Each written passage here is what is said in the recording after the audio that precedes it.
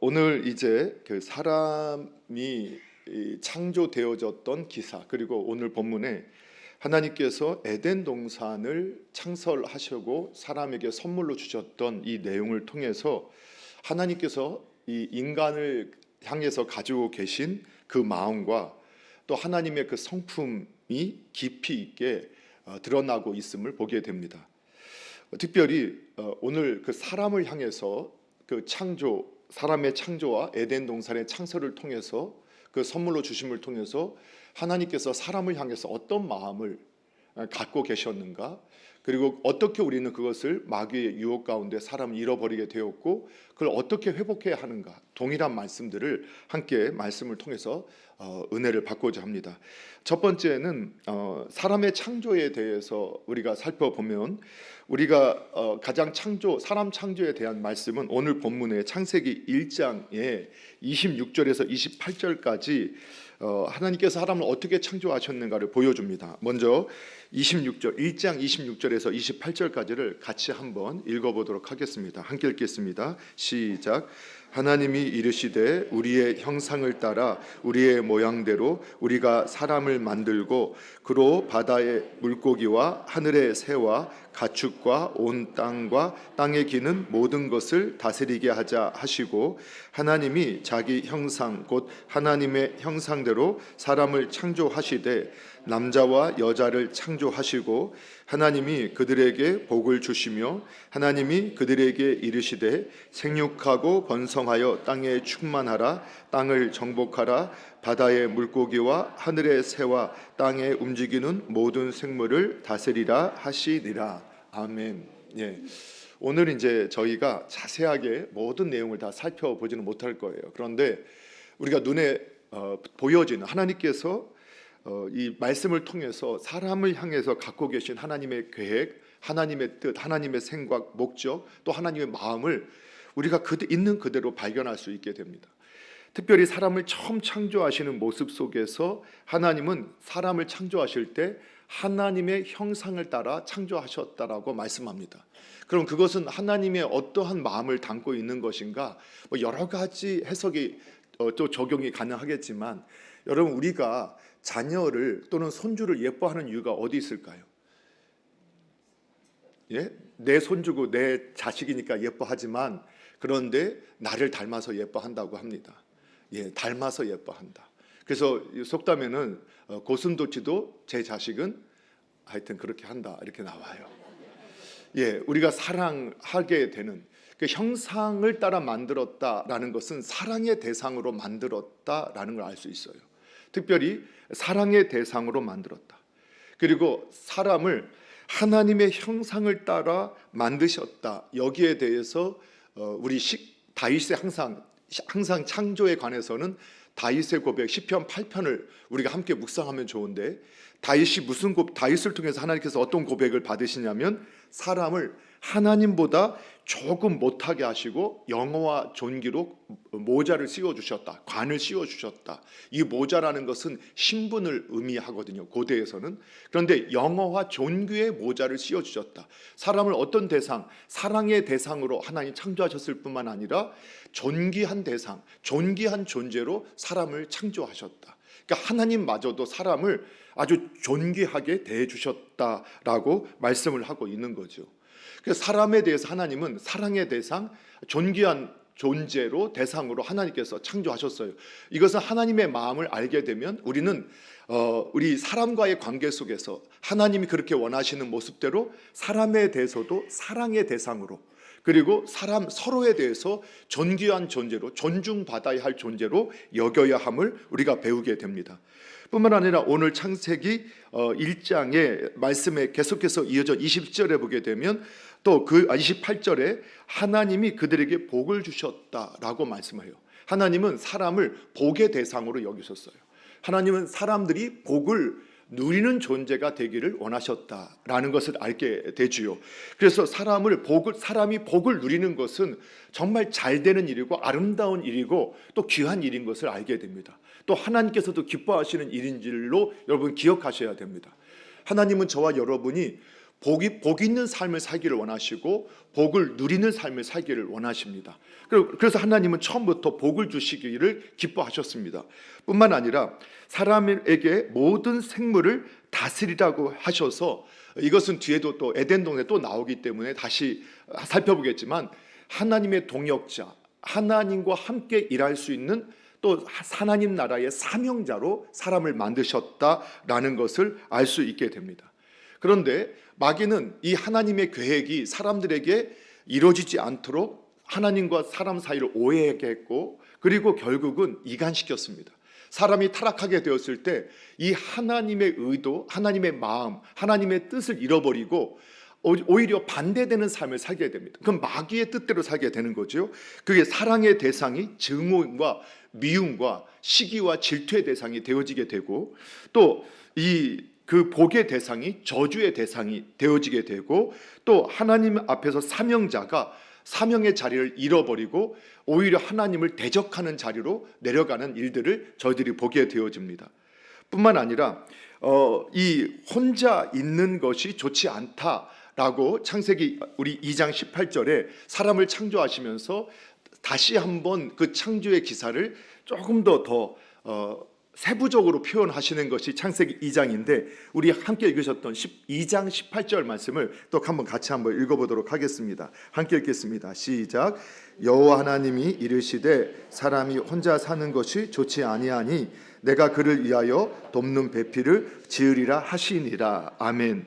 하나님께서 사람을 창조하실 때 혼자 있는 것은 좋지 않다. 여러분, 하나님께서 창세기 1장에서 2장까지 창조의 세계를 보면서 하나님은 토부하셨다, 아주 보기에 좋았다고 말씀하셨어요.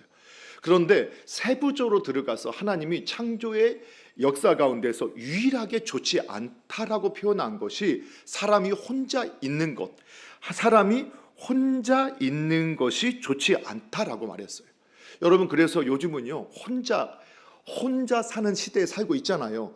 혼자 사는 가정이 800만이 넘는다. 800만 가구가 혼자 살고 있다.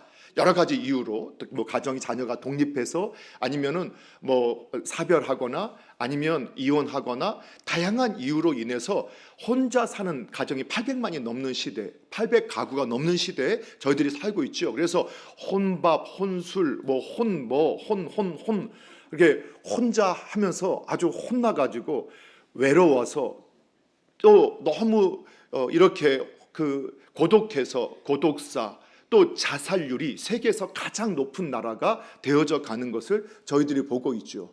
왜? 혼자 사는 것이 하나의 트렌드가 되고 하나의 문화가 되었지만 그거를 긍정적으로 보는 것은 없어요. 오히려 항상 혼자 있는 것을 아주 문제로 보고 있고, 이 세상도 혼자 하는 문화들이 건강한 문화가 아니라는 것을 인식하고 있죠. 근데 성경은 우리가 혼자 있는 것은 아주 좋은 것이 아니다고 하나님께서 말씀하셨어요. 그래서 하나님은 우리를 창조하실 때부터 혼자 있는 존재가 아니라 함께 하는 존재로 창조하셨어요. 공동체적인 존재로 창조하셨다는 거예요. 함께 있을 때 우리는 더 행복하고, 함께 있을 때 기쁨이 있고, 함께 있을 때 더 많은 하나님의 뜻을 이루는 일에 쓰임 받을 수 있도록 하나님께서 그렇게 하셨다는 거예요. 그러니까 사람은 혼자 있으면 그것은 건강한 게 아니에요. 내가 혼자 있는 게 나는 좋아, 그것도 뭔가 문제가 있다라고 스스로 좀 해석할 수 있어야 돼요. 그래서 혼자 있으면 외로워지고 은둔형, 아주 그렇게 되니까 요즘에 우울증 환자가 우리 국민의 5분의 1이 우울증 환자다, 그 이상이다. 그러니까 자살률도 아주 높게 되어지는 이러한 결과를 보게 되잖아요. 그러니까 하나님은요 우리를 함께 하는 존재로 창조하셨다는 거예요. 그리고 이 말은 뭐냐, 하나님의 형상대로 만들었다는 의미에도 포함되지만 우리가 함께 교제함을 통해서 살아가는 존재로 만드셨다는 거예요. 우리가 하나님과도 하나님의 형상을 따라 만들었기 때문에 하나님과 교제할 수 있는 존재, 그리고 서로 함께 있을 때 좋은 토부한 존재로 만드셨기 때문에 교제함을 통해서 하나님께서는 우리가 하나님께서 주신 그 놀라운 은혜와 복들을 누리도록 허락하셨다는 것을 저와 여러분이 확신하셔야 돼요. 그런데 마귀에게 속한 인류가 하나님부터 멀어지고 타락하게 되었을 때 어떻게 되느냐? 그 혼자 있게 되는 거예요. 외로운 가운데 사는 거예요. 고독 가운데 사는 거예요. 이거는 하나님의 원래 계획이 아니세요.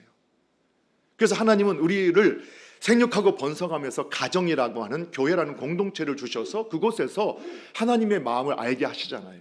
그래서 가정에서는 배우자 간에, 부모와 자녀 간의 교제를 통해서, 그래서 거기에 함께 서로 함께 세워가는 거예요. 어렸을 때 부부가 함께 서로를 세워가고 자녀를 출생해서 자녀를 우리가 섬기면서 성장했을 때 또 자녀는 부모를 섬기고 함께 사랑하고 서로 교제하고. 그런데 가정에서 대화가 없어요. 교제가 없어요. 가정에서 서로 그냥 외로워요. 남편하고 아내가 대화할 게 없어요. 부모와 자식 간에 대화가 없고 함께 나눌 게 없어요. 그럼 어떻게 돼요? 가정도 외로운 것이 돼요. 그게 건강하냐? 건강하지 않다라고 말하는, 그건 문제가 있다라고 말하는 거예요. 그건 하나님의 뜻이 아니에요. 또 한 가지 2장 18절에 그래서 혼자 있는 것 좋지 않아서 돕는 배필로 만드셨다. 그 남편을 일방적으로 돕는 존재가 아내가 아니라 서로가 돕는 엣제르, 왜? 서로 헬퍼가 되게 하셨다. 서로를 도와서 함께 세워가는 존재가 되게 하셨다라고 성경은 말씀하는 거예요. 그래서 우리 성경에서 하나님은 우리를 향해서 어떤 마음을, 하나님의 뜻은 무엇이냐? 우리가 서로가 서로를 돕는 존재가 되기를 원하세요. 돕는다란 말은 다른 말로 그것은 사랑이고 다른 말로 섬김이에요. 우리가 서로 사랑으로 서로 돕고 섬기면서 하나님의 사명자로 세워져 가기를 하나님 원하신다는 거예요. 오늘도 아멘을 전혀 안 할 거라 저는 예상을 하고 왔지만 이렇게까지 안 할 줄은 몰랐어요. 이제 우리가 하나님께서 원하시는 모습대로 살지 못한다고 해서 아멘을 안 하면 계속 그렇게 되겠다는 거잖아요. 하나님 아버지가 원하시는 마음, 하나님께서 계획하셨던 하나님 아버지의 마음을 알아야 이 방향으로 예수님께서 회복하시기 위해서 이 땅에 오셨다니까요. 그리고 그분이 왕이 되셨고 죽으셨고 부활하신 거예요. 우리를 다시 아버지께서 원하시는 모습으로 살게 하시기를 원하셔서요. 그래서 하나님은 우리가 서로 사랑으로 돕는 배필이 되기를 원하셨어요. 그런데 타락하게 되니까 인간은 어떻게 돼요? 서로 비교하고 경쟁하고 서로를 짓밟고 무너뜨리는 데 앞장서요. 이 세상에 왜 그런 문화가 있어요? 타락했기 때문이에요. 그 정상이냐? 하나님의 생각으로는 정상이 아닌 거예요. 그런데 우리는 정상이 아닌 걸 정상이라고 자꾸 말한단 말이에요. 심지어는 교회 안에서도 비정상을 정상처럼 생각해요. 그게 아니에요. 그런 모습이 나타나면 하나님과 함께 하고 있지 않은 거예요. 그래서 하나님께서는 뭐라고 하느냐? 우리가 돕는 엣제르가 되기를 원하셨다. 자, 그리고 또 한 가지 우리가 보면 창세기 2장의 2절 3절에 보게 되면 안식에 대해서 하나님께서 우리에게 말씀해 주세요. 2장 2절 3절 같이 한번 읽어볼게요. 시작. 하나님이 그가 하시던 일을 일곱째 날에 마치시니 그가 하시던 모든 일을 그치고 일곱째 날에 안식하시니라. 하나님이 일곱째 날을 복되게 하사 거룩하게 하셨으니 이는 하나님이 그 창조하시며 만드시던 모든 일을 마치시고 그날에 안식하였음이라. 아멘. 하나님께서는 저와 여러분에게 안식 주시기를 원하셨어요. 그래서 하나님께서 먼저 안식의 모범을 보여주셨어요. 하나님이 우리의 하나님의 나라의 사명자로 만드시고 하나님과 동역자로 만드셨다고 해서 죽도록 충성하라는 말은 주님께, 주님의 뜻에 내 생명을 걸고도 순종하라는 의미지 죽도록 일하라고 하는 게 아닌 것을 여러분 믿으시기 바라요. 우리가 속아서 이게 사람이 타락하고 난 이후에 마치 일을 많이 하는 것이, 일을 죽도록 하는 것이 하나님께서 기뻐하시는 거라고 생각하는데, 하나님이 죽도록 충성하라는 것은 하나님의 뜻에 순종하기 위해서 죽는 데까지 순종하라는 것이지 일에 미쳐 살라는 것은 아니라는 것을 기억하셔야 돼요. 하나님께서는 우리가 오히려 안식하기를 원하세요. 우리가 안식 주시기를, 평강 주시기를 원하시는 분이라는 거예요. 그래서 하나님께서 안식일을 훗날에 좀 더 깊이 찾아보시면 훗날에 보면 너희가 하나님이 우리를 창조하신 것을 기억하고 그날 이 안식일을 하나님 복 있는 날로 만드셨기 때문에 정말 하나님의 안에 있는 사람은 안식일을 지킴으로, 주일을 지키는 것만으로도 모든 걸 내려놓고 주일날 주님 앞에 있는 것만으로도 이미 복을 누리는 삶이 이어진다라고 말씀하시는 거예요. 하나님의 약속을 따라서 그래서 안식을 지키는 거예요. 그런데 안식을 잃어버린, 타락하게 된 인간은 어떻게 사느냐? 항상 불안하게 살아요. 항상 두려움에 살아요. 항상 쫓기듯이 살아요. 왜? 안식이 없으니까요. 그걸 우리에게 말씀해 주고 있는 거지요. 그래서 성경이 이렇게 말하는 거예요. 사람의 창조를 통해서 하나님은 사람을 사랑의 대상으로 아주 존귀한 존재로, 존중받아야 할 존재로, 복의 대상으로, 그리고 사명자로 만드셨다는 거예요. 그리고 하나님께서는 저희를 하나님과 교제하며 함께하는 공동체적인 존재로 창조하셨고, 서로를 사랑하고 도우며 섬기는 존재로, 그리고 하나님 안에서 안식할 수 있는 존재로 만드셨다고 말해요. 그런데 그렇지 않다면 지금 문제가 있다는 거예요. 그건 타락한 인간이 겪게 되는 문제라는 거예요. 만약에 이러한 모습이 우리한테 없다면 지금 우리는 하나님의 계획대로 살고 있는 게 아니에요. 그렇게 하나님 계획대로, 하나님 뜻대로, 하나님의 마음에 합하게 살지 못하기 때문에 예수님이 오셨고 우리를 다시 아버지의 뜻대로 살도록 인도해 가시는 그 아버지의 마음을 아셔서 하나님께서 우리를 향하신 그 마음을, 그 계획을 누리실 수 있는 복된 저와 여러분 되기를 주님의 이름으로 축원합니다. 두 번째는 에덴 동산의 창설이 오늘 우리가 읽었던 본문 속에 있죠. 그리고 이 에덴 동산을 하나님께서 창설하시고 그냥 하나님께서 사람을 만드시고 에덴 동산을 개척해 에덴 동산을 만들어 하신 게 아니라 누가 만드셨다고요? 하나님이 창설하셨어요. 하나님이 만드셨어요. 그리고 우리에게 선물로 주신 거예요. 그러니까 하나님께서는 에덴 동산을 통해서도 사람이 어떻게 살기를 원하시는가를 보여주신 거예요. 자, 그러면 먼저는 에덴이라는 이름 속에서 이미 하나님의 마음이 다 담겨 있어요. 에덴은 의미가 뭐라겠죠? 이미 다 계속 같이 말씀을 계속 상고했잖아요. 에덴이라는 원어의 의미는 뭐라고 했죠? 예, 행복과 기쁨의 울타리. 행복과 기쁨이라는 에덴이라는 단어 속에는 행복이라는, 기쁨이라는 의미가 있고 울타리라는 의미가 있어요. 그래서 하나님께서는 저와 여러분이 행복하게 살기를 원하세요. 기쁘게 살기를 원하세요. 그래서 하나님께서 선악과 따먹지 말라는 첫 번째 율법을 주세요. 율법 주신 목적은 하나님께서 뭐라고 하셨느냐? 오늘날 너희의 행복을 위해서 주신 이 계명을 너희는 지켜야 할 것이 아니냐. 하나님께서는 우리가 행복하게 살기를 원하세요. 기쁘게 살기를 원하세요. 그래서 울타리를 쳐주신 거예요. 울타리가 뭡니까? 울타리는 나의 소유라는 뜻이고, 그리고 그 안은 안전하다라는, 보호받는다는 의미를 가지고 있잖아요. 그래서 울타리를 세우는 거예요. 그래서 이 성경에서는 사람이 어느 때 행복과 기쁨을 누릴 수 있느냐? 아버지 안에, 아버지 품 안에 거할 때, 그때만이 지금 위에서 말했던 모든 하나님의 창조의 계획과 그 복을 누릴 수 있다라고 말씀을 하는 거예요.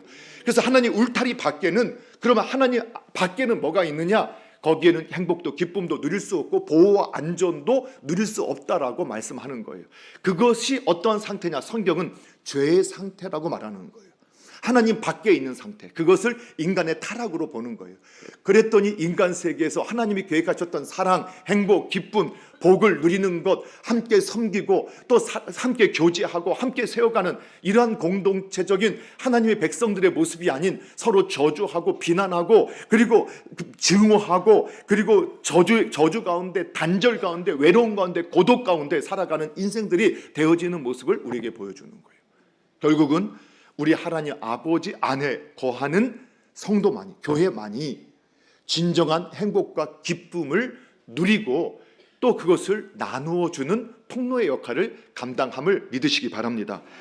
또한 오늘 10절과 14절에 보게 되면 강이 에덴에서 흘러나와 동산을 적시고 거기서부터 갈라져 네 근원이 되었으니 라고 말합니다. 첫째 비손이라는, 또 13절에 둘째 기혼이라는, 14절에 그리고 히데갈과 유브라데가 이 네 강이 나오는 것을 저희가 보게 되지요. 그런데 이 네 강을 통해서 무엇을 보여주느냐? 이 네 강은 생명의 근원이죠. 하나님께서 인류의 생명의 근원, 생수, 이 물을 통해서 우리를 살게 하셨어요. 그래서 이 물은 항상 풍요와 그리고 이 뭐랄까요? 생명력을 상징하는 이러한 상징물이 되어져요. 그래서 우리를 살게 하는 그 도구가 뭐냐? 물이죠. 그래서 우리가 신약에 오면 성령님을, 너희의 생수의 강, 성령님을 물로 이렇게 상징해서 풀어주고, 하나님의 말씀, 우리를 살게 하는, 사람이 떡으로만 사는 게 아니라 하나님 말씀으로 살게 되는데, 그 말씀을 또 물로 비유해서 해석해 주는 것을 발견하게 되죠. 그래서 이 4대강을 통해서 하나님께서는 에덴에서 우리가 풍성하고 생기 있게, 생명력 있게 살기를 원하신다는 것을 우리에게 말씀해 주고 있어요. 하나님은 저와 여러분이 아주 풍성하게 생명력 넘치게 생기 있게 살기를 원하심을 믿으시기 바랍니다. 예, 그래서 지금 생기가 없는 분들은 회개하셔야 되는 거예요. 지금 생명력 없이 사는 것은 회개할 일이라는 거예요. 뭔가 지금 아버지 안에 없으니까 생기를 잃어가고 이게 어떤 문제 때문이 아니라는 거예요. 예, 마음으로는, 우리 상경으로는 정말 그럴 수 있어요. 그런데 다시 한번 우리가 그 아버지를 바라봄으로, 아버지 안에 거함으로 우리는 그 생명력을, 그 풍성함을 누릴 수 있어야 돼요. 그리고 오늘 재밌는 것은 12절에 보게 되면 그 땅에 금은 순금이다 이렇게 말하고, 그리고 베델리엄과 호마노도 있다라고 말해요. 이게 창세기 때 이 시대에 아니 그냥 금덩어리가 돌덩어리에 막 깔려 있고 그 보석들이 금덩어리에 깔려 있는데 이걸 뭐하러 기록했을까? 이건 후대 사람을 위해서 기록한 거죠. 오늘날 금이나 이러한 보석은 부의 상징이고 풍요로움의 상징이잖아요. 하나님께서는 오늘 저와 여러분이 부하게 살기를 원하세요. 금은 항상 순결한 믿음, 깨끗한 믿음, 아름다운 믿음도 상징할 뿐만 아니라 부유한 믿음, 이런 건 상징하잖아요. 그 부의 상징이에요. 요즘에 어제 뉴스에 이런 게 나오더라고요. 금값이 금값됐다 이런 표현 하더라고요. 예, 그러면 금 하면 우리 다 좋잖아요. 금이 없어서 문제지, 있으면 좋은 거잖아요. 그런데 이 시대는 금이 그냥 돌바닥에 깔려 있었다. 이건 뭐냐? 하나님은 우리가 어떻게 살기를 원하시느냐? 부유하게 살기를 원하세요. 그래서 하나님께서 말씀에 순종하는 자들에게 허락하신 복 중에 하나가 뭐냐면 그냥 모든 손대는 일마다 잘 되게 하시고 부유케 하시기를 하나님께서 말씀하셨어요. 하나님께서 타락했던 인류가 하나님의 의도를 잃어버리고 불행과 슬픔, 고통 가운데, 그리고 비참함과 가난한 가운데 사는 것 하나님 원치 않으세요. 여러분께서, 하나님은 우리가 정말로 행복과 기쁨 가운데 하나님 안에서 부유함과 풍성함과 생명력 있게 살기를 원하신다는 거예요. 물질적인 가난함 속에서도 오히려 하나님을 위해서 사용하고 쓸 수 있는 믿음의 부유함을 누리기를 원하시는 거예요. 또 실제적으로 우리가 이 땅에서 부유하게 하세요. 그래서 예수님을 섬기는 나라를 하나님께서 부유하게 하신다니까요. 여러분, 가난한 나라 사람들이 만족한다고요? 그렇지 않다고 했잖아요. 네팔이나 이런 데 갔더니 예전에 행복지수가 세계 1위더라. 가난한 지수는 세계 꼴등인데 왜 이렇게 됐을까? 그때는 정보가 교환 안 돼서. 여러분, 요즘에 새롭게 핸드폰이 다 알려지고 뭐 유튜브, 노트북 뭐 이런 거 하면서 그냥 거기서 보니까 다른 나라 사는 걸 딱 보고 나니까 그때까지만 해도 세계 가장 가난해서 만족했던 그 사람들이 요즘에 불행하다고 느낀다는 거죠. 왜? 그때는 비교할 게 없었어요. 너도 가난, 나도 가난, 에브리바디 가난 뭐 이러니까 그냥 그 가운데서 있는 대로 잘 살면 되는 거였어요. 그런데 우리가 보니까 세계 모든 사람이 그렇게 사는 게 아니에요. 그런데 한 가지 분명한 게 있어. 이거는 데이터로도 나오는 거예요. 그 부유함을 누렸던 나라들이, 하나님의 복음이 들어갔던 나라들이 그 복음을 증거할 때 하나님께서 어떻게 세워줬고 어떤 부를 누리게 하셨는가? 그건 분명한 거예요. 복음과 함께 그 시대가, 그 문명이 변화되고 부유케 하시는 거예요. 인류 역사상 우리나라도 복음이 이 땅에 들어오고 난 이후에 최근에 100년은 우리가 5000년 역사라고 하는 그 시대 가운데서 단 한 번도 누리지 못했던 부유를 누리고 있어요. 모든 국민이요. 못 산다고 하는 사람도 우리가 외부로 조금 나가보면 그들보다도 훨씬 부유한 삶을 사는 나라로 만들어 주신 거예요. 그래서 복음은, 우리 그리스도께서는 저와 여러분 부유케 하기 위해서 이 땅에 오신 거예요. 믿음의 부유, 물질에도 여러분 저와 여러분이 하나님의 방법대로 사용하셔서 물질에서도 부유함을 누릴 수 있게 되기를 주님의 이름으로 축복합니다. 또한 오늘 2장 15절에 에덴 동산에서 하나님께서 이렇게 말씀하셨죠. 같이 한번 읽어볼게요. 시작. 여호와 하나님이 그 사람을 이끌어 에덴 동산에 두어 그것을 경작하며 지키게 하시고. 아멘. 그러니까 하나님께서 하실 수 있는 일이었어요. 그런데 하나님은 우리가 에덴 동산에서 하나님의 뜻에 순종해서 그 땅을 지키고 경작하고 일하는 자가 되기를 원하셨어요. 역시 사명자가 되기를 원하셨어요. 하나님은 저와 여러분이 이 땅에서 여러분 우리의 나라, 우리의 가정을 세우기 위해서 열심히 하지 말라, 이렇게 말씀하시는 거예요. 우리의 가정이 하나님 나라가 되고 우리의 일터가 하나님 나라가 되고 하나님의 뜻에 순종해서 경작하고 지키는 삶을 사는 그러한 하나님의 뜻이 그 땅에, 우리의 교회당에, 우리의 가정에, 우리의 일터에 이루어지도록 경작하는 사람이 되기를 원하시고, 하나님께서는 하나님의 뜻을 따라 경작되어지는 우리의 교회가, 우리의 가정이, 우리의 일터가 지켜지기를 원하시고 계시는 거예요. 그러니까 하나님께서 그걸 기뻐하신다는 거예요. 예. 그래서 하나님은 저와 여러분이 이렇게 그 힘을, 하나님께서 그 사명자로, 하나님 나라의 동역자로 살기를 원하신다. 그래서 다윗이 그랬다고 했잖아요. 시편 8편을 항상 창조의 기사는 함께 봐야 한다고 했죠. 그런데 그 8편 6절에 보게 되면 주의 손으로 만드신 것을 다스리게 하시고 만물을 그의 발 아래 두셨다. 예, 만물을 그 발 아래 두셨어요. 그게 뭐냐? 역시 영화와 존귀의 관을, 그 지위를 주셨다는 거예요. 왜? 다스리게 하시기 위해서, 섬기게 하시기 위해서. 여러분, 하나님께서 아버지에게, 이 땅의 아버지, 우리 하나님 아버지가 최고의 영화와 존귀의 간을 쓰신 분이고 가장 권위 있는 분이시라고 했잖아요. 그리고 그분이 우리를 이 세상의 아버지로, 다른 말로 이 세상의 목자로, 이 세상의 지도자로, 리더로 이 땅에 우리를 파송하셨어요. 하나님의 형상을 이 땅에 드러내라고. 자, 그런데 그때 하나님께서 우리 만물을 다스리고 또 만물이 복종하도록 권위 있게 우리를 만들어 주신 거예요. 그 권위가 뭐예요? 권세, 힘이란 말이에요. 그 권위, 그 자리, 힘 있는 자리, 그리고 힘 있는 사람이 되게 하셨어요. 여러분, 그 말씀 들으면 저는 힘이 없나요? 아니요. 하나님께서 허락하신 모든 자리에 하나님 권위자로 우리를 세우셨어요. 그 목적은 뭐예요? 하나님의 뜻을 이루게 하시기 위해서예요. 하나님의 뜻이 뭐예요? 하나님 나라를 지키고 하나님 나라를 경작하게 하시기 위해서예요.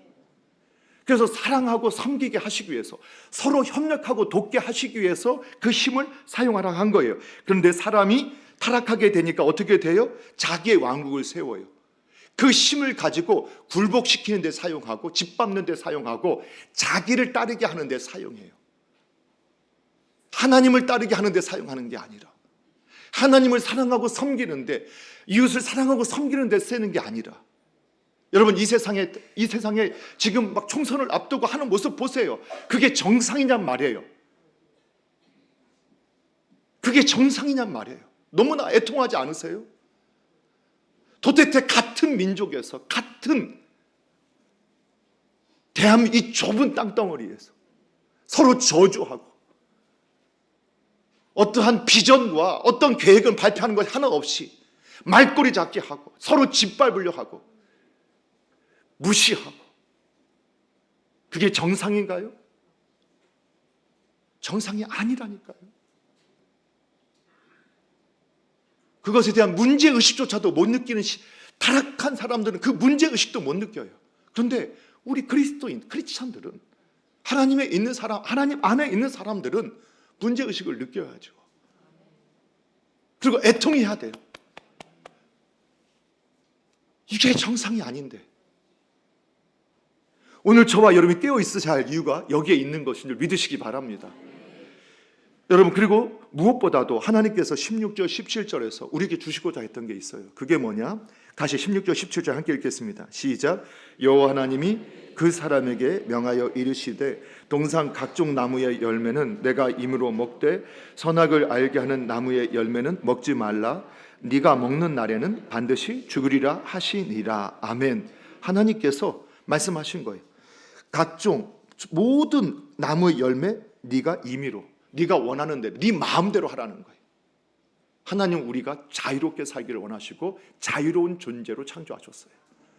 여러분, 선악과라는 것은 그 수많은 모든 각종 좋은 먹기 좋은 열매, 수많은 열매 가운데, 그 가운데 한 개일 뿐이에요. 하나님 그걸 통해서 하나님 안에 있음을 확인하라고 우리에게 선악과를 주신 거예요. 하나님의 생각을 넘지 말라라고 우리에게 경계를 주신 거예요. 그런데 그것마저도, 그 경계마저도 어떻게 하셨냐? 그것도 네가 선택해라, 너의 자유다라고 하신 거예요. 여러분, 요즘에 AI가 발달해요.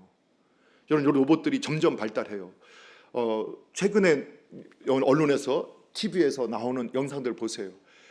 바로 몇 년 전에 앞으로 10년은 걸릴 거다, 20년은 걸릴 거다 했던 것들이 훅훅 당겨지면서 1년 사이, 6개월 사이에 어마어마한 발달이 이루어지고 있어요. 그래서 지금 얼마 전에 뉴스에도 나온 거 보니까 유튜브에서 굉장히 많이 뉴스에 많이 나왔던 이미 사람과 비슷한 기능을 하는, 그래서 특히 이제 무슨 유통업을 하는 이런 창고에서 물건을 옮겨 나르는 단순 작업, 지금은 사람의 속도가 느리지만 근데 이 기계가 혼자 가서 딱 20km, 30km 사이에 물건은 그대로 갖다가 옮기는 일들을 지금 하고 있어요. 그런데 어디까지 가느냐 보니까 이번에 같이 좀 우리 최 목사님 그 그룹들하고 같이 공부를 좀 하면서 보니까 어느 정도까지 갔느냐, 기계가 이제는 가다가 배터리가 다 떨어지면 방전이 되어지 가면 시간 맞춰서 본인이 가서 충전해요. 그러니까 충전하고 돌아와서 또 일해요. 그리고 배터리가 다 나갈 때쯤 되면 또 가서 지가 가서 충전하고 또 와서 해요. 그리고 그 속도가 점점점 빨라지고 있는 거예요. 그리고 요즘은 생산형 이런 AI, 챗GPT, 바드 뭐 이런 거 좀 사용해 보시고 있는 분 계시죠? 예, 그런 게 있는지도 모르시는 분은 괜찮습니다. 우리가 처음에 처음 컴퓨터 나왔을 때 도스 모르면 뭐 이런 거 모르면 그냥 세상 뒤처질 것 같지만, 그러니까 그거를 뛰어넘어서 사람이 그런 거 몰라도 사용하도록 다 윈도우 나오고 뭐 나오면서 발달한 것처럼 그걸 몰라도 살기는 하지만, 요즘 그 챗GPT나 바드나 이런 거를 통해서 그 컴퓨터가 학습형 생산, 그러니까 학습을 해나간다고 했잖아요. 어느 정도로 속도가 빠르냐, 언어를 몇 가지를 처음에 영어나 몇 가지 언어를 가지고 딱 했는데 스스로 언어를 배워간다는 거예요. 스스로 언어를 배워가는. 그러니까 그 언어를 배우라고 한 적도 없어요. 그런데 스스로 언어를 배웠는데 이번에 그 내용에 보면 어떻게, 그러니까 인간이 만들었잖아요. 그러면 어떤 명령 체계를 통해서 그걸 배웠는지를 알아야 되는데 어떻게 배웠는지를 찾지를 못한다는, 지가 알아서 배운 거예요. 그러니까 계속 경고하는 거예요. 이미 80년대, 90년대부터 인간의 기술의 발달이, 로봇가 인간을 지배하는 이러한 영상들이 계속 영화들이 나오고 있잖아요. 그 지금으로 법으로도 뭐 어떻게 해야 되느냐, 야, 이 학습형 생산형 이러한 기술이 인류를 더 편하게 하지만 정말 기계가 인간을 다스리는 날이 올 수도 있겠다는 두려움을, 공포심을 갖게 하는 거예요. 그래서 법으로 하자는 게 뭐예요? 아무리 AI 기술이 발달하고 아무리 인공지능이 발달해도 인간의 어떠한 그 규정, 이것은 절대로 넘어가지 못하도록 해야 한다. 예, 아무리 유익한 걸 만들어도 인간의 통제를 벗어나는 것을 허락할 수 없다. 이것이 인간의 결론이잖아요. 그런데 하나님은 저와 여러분을, 자, 선악과를 따먹지 말아라 라고 하셨지만 그 선택도 누가 할 수 있게 했다고요? 저와 여러분이 할 수 있게 했어요. 저와 여러분이 할 수 있게. 절대적인 자유를 주신 거예요. 절대적인 자유자. 여러분이 하나님을 바로 알고 하나님의 뜻을 바로 알 때 자유 가운데 하나님을 섬길 수 있는 거예요. 그것이 진정한 행복을, 복을, 그리고 하나님이 우리에게 갖고 계셨던 그 계획들을 충분히 누리면서 하나님과 함께 동역하며 기쁨으로 살아가는 거예요. 여러분, 인간이 어떻게 돼요? 점점 타락하게 된 이유로 하나님의 사람, 하나님의 창조물, 하나님의 종으로서, 하나님의 자녀로서 자유롭게 사는 게 아니라 노예로 살아요. 사람의 노예, 돈의 노예, 심지어는 피조물의 노예가 돼요. 저는 사실 좀 두려워요.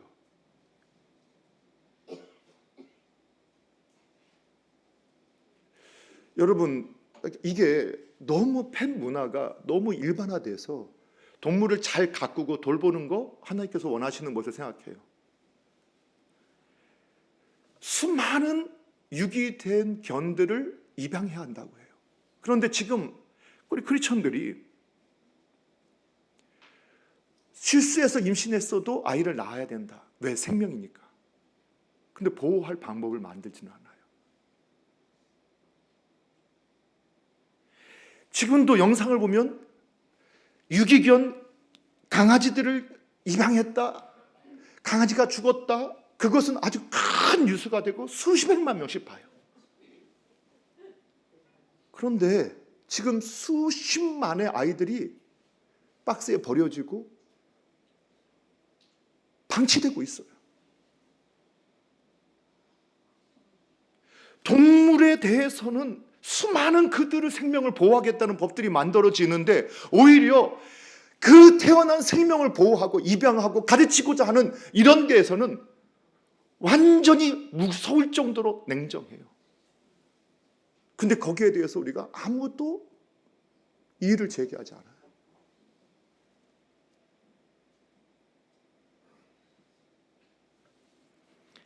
그래서 오히려 어디를 못 나가요. 개 때문에. 구역예배도 못 드려요. 개 때문에. 여러분 또 저를 이렇게 보면서 역시 목사님은 제대를 싫어하나 봐. 이렇게 생각하지 마십시오. 좋아해요. 본질을 이 세상이 얼마나 거대한 문화로 하나님께서 의도한 바를 비틀고 있는가, 그것에 대한 심각성을 우리가 얼마나 느끼지 못하는가를 우리가 봐야 한다는 거예요. 말씀을 정리할게요. 오늘 우리를 향하신 하나님의 마음을, 계획을, 목적을 살펴봤어요. 하나님은 저와 여러분을 정말 사랑하시고 사랑의 대상으로, 그리고 행복과 기쁨으로 살기를 원하셨고, 우리가 하나님의 복의 통로로서, 하나님의 동역자로서 기쁨으로 주님과 함께하는 삶을 살기를 원하셨고, 풍요와 복을 누리게 하셨어요. 생명을 누리게 하셨고 안식 주기를 원하셨어요. 그런데 인간이 타락해서 그 복을 누리지 못해요. 오히려 저주와 미움과 시기와 질투와 비난과 짓밟음과 또 비난 속에서, 고독과 외로움 속에서, 저주 가운데서, 그리고 절망 가운데서, 슬픔과 고통, 불행 가운데서 그렇게 이 땅에 노예가 되어서 살아가는 모습을 저희가 보게 돼요. 그것을 해방하시기 위해서, 그것을 회복하시기 위해서 오늘 예수님이 이 땅에 오셨어요. 그리고 우리의 왕으로 그분이 등극하셨어요. 오늘 저와 여러분 그 주님의 주신 복을 빼앗기지 마시고 이 땅에서 아버지께서 원하시는 그 모습을 회복하는 길을 걸어가시기를 바랍니다. 오늘 혹시 아버지의 계획과 목적대로 마음대로 살고 있지 못하다면 그것은 정상이 아닙니다. 지금 예수 그리스도 안에 있는 저와 여러분이, 아버지 품 안에 있는 저와 여러분이 그 모습대로 살고 있지 못하다면 정상이 아니고 그것은 바른 것이 아니라는 것을 확신해야 합니다. 그리고 그것을 해결하는 방법은 아버지 안에 거하는 겁니다. 오늘 저와 여러분이 그 복을 누리기를 주님의 이름으로 축복합니다.